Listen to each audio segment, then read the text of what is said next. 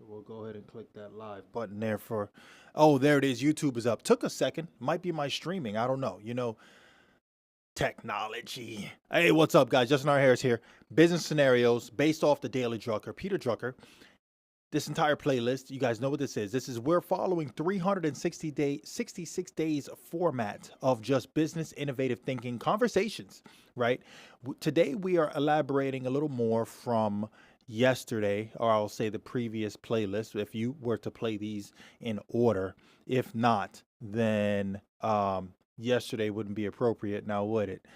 So we'll just say the previous playlist when we're talking about the measuring and performance.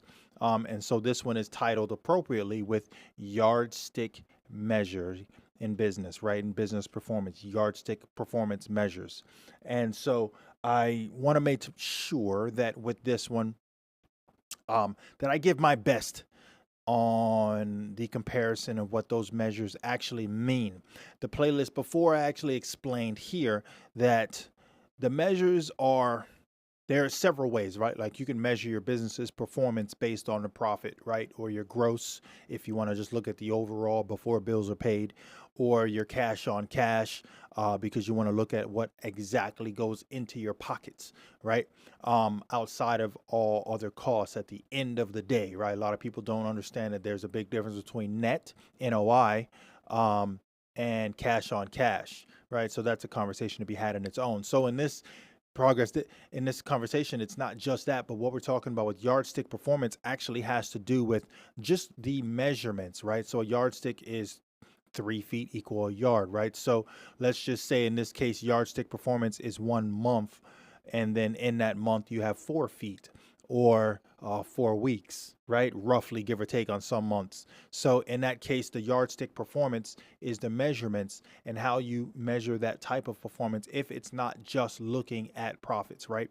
And you have to understand like the breakdown of organization, right? The organization, organ, if you will, 1 unit, and then ization is the society, if you will, therein. An organization is the involvement of a society in what to make the same use of the definition in an organized fashion within your business, right? So that organization, your business's organization, right? Makes sense.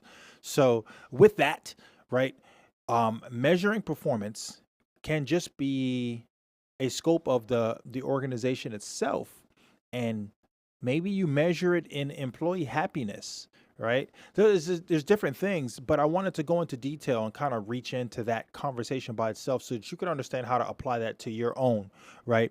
Really thinking of the yardstick style approach, right? You could wait a month before you decide to review how your company is doing, but at the end of that month, if you didn't look week by week, at the end of every week, however you do that, whether that end of the week is a Sunday or the end of the week is a Friday, right?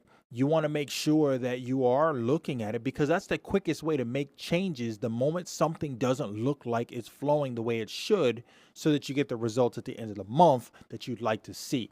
Because if you are on top of it in that fashion, then the quarter, right, which is 3 months, the end of that quarter will look a little better, right? Because you can make corrections sooner rather than later.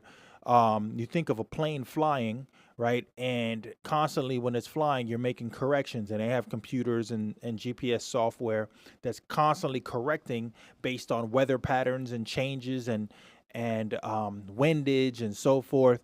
All those things affect the flight's travel, right? So there's constant changes. If you notice, sometimes it might be a perfect flight, so you get there 30 minutes sooner, and you're calling people that are picking you up and be like, hey, we've already landed.